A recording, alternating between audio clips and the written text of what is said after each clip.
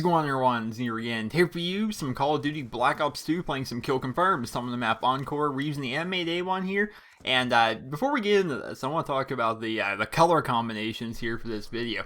So I'm using the animated A1. I got the blue camo and the blue dot sight. Now that's gorgeous, and I believe every Call of Duty needs to have some form of a customization similar to how I'm running the animated A1 in this game. You got the blue camo, you got the blue dot. It just looks good. Black Ops 1 is the first game that really implemented to us a lot of customization. You can make your own reticle, not make your own reticles, but choose from your own reticle and choose the color of that reticle, choose the color of your lens, choose the color of your gun. Every game here on out needs to have this kind of combination. I'm way past blue camo on the M8A one, but I continue to use it because it looks so good with the blue dot sight. But that aside, let's talk about today's video. Today's tip video is going to be about situational awareness in Call of Duty. Or, I guess in any video game in general. I guess this could be applied to just about every video game. So, you look at the screen. I'm sure you've used it. I'm sure a lot of you know how to do this. But the top left-hand side of your screen, the mini-map. The minimap is insane for me. It is. I use it all the time. You see what you're watching this gameplay and you see what I'm doing right now. This is what it usually looks like to most people. Let me show you what it looks like when I play Call of Duty. This is essentially my screen right here. This is about what I do. I don't ever really look at the screen. I basically focus in on that minimap, get an idea of where the enemy's at, and just kind of walk along while looking at the minimap in a way. And the only time I actually seem to really look back at the screen is when I'm actually about ready to start shooting at somebody. And it's even more so when there's an orbital VSAT in the air, or if it's Black Ops 1, there's a Blackbird and SR-71 in the air. Man, there's not too many times I actually look away from the minimap. It's just something I've gotten used to. It's something I've become accustomed to since Black Ops 1. You just really need to focus in. And in Black Ops 2 especially, it's really, really key to have situational awareness and know what's kind of going on within the game.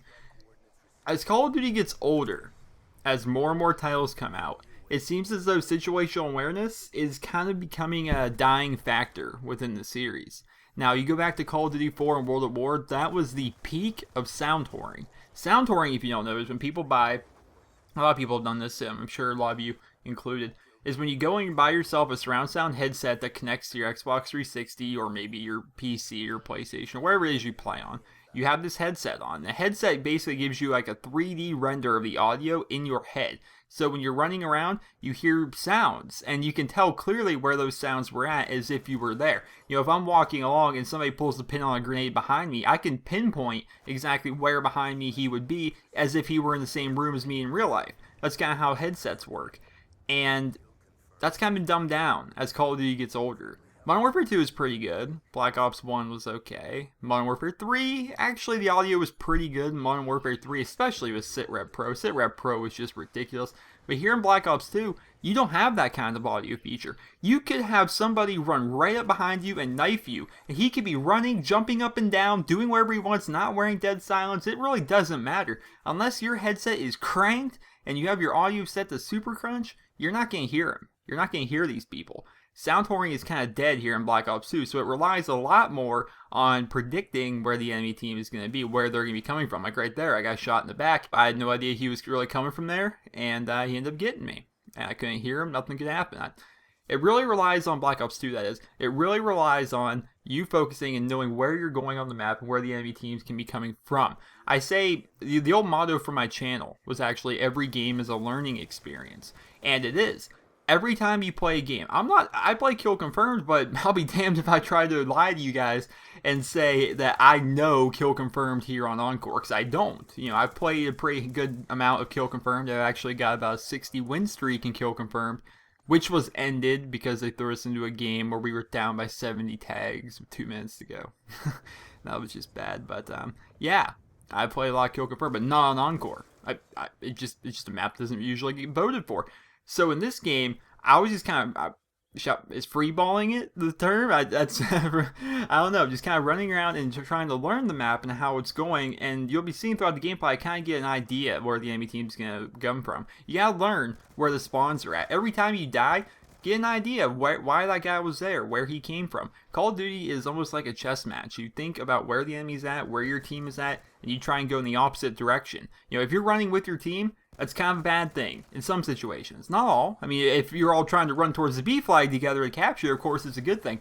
But in something like Team Deathmatch, you don't want to be anywhere near your teammates. You want to be away from all that so that you can try and get behind the enemy team. Call of Duty itself is mainly about trying to get behind the enemy and take them by surprise. It really has a stealth aspect to it in that regard. You kind of always want to know where they're coming from. Like right there, I was able to turn around and take out that guy. That was nice. I like that idea of taking them around. And then you realize that they're going to be spawning down here behind, underneath these stairs. That's something I learned. That's a pretty frequent spawn point. If you judge where your teammates are at on the minimap compared to where you're at, you can pretty much easily tell where the enemy team's coming from. So always stay aware. Always have an idea of what you're doing. And things like UAVs, things like counter UAVs, things like orbital VSATs, of course, all of those awesome things will definitely help out with your situational awareness. But it really comes down to just learning the maps, learning the game modes, and learning the spawns. Now, if you play Search and Destroy, it's pretty clear where the enemy team's going to spawn. Pretty clear. But you need to learn, like say you're playing Search and Destroy, you got to learn where the enemy team is coming from.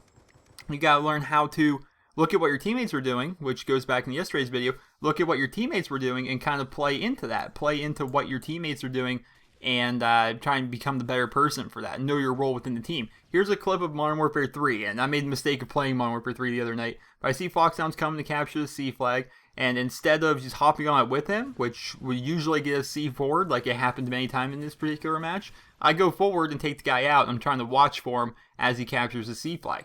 I didn't initially run for the C flag because I was the only one there, and that was their flag. I was probably going to die.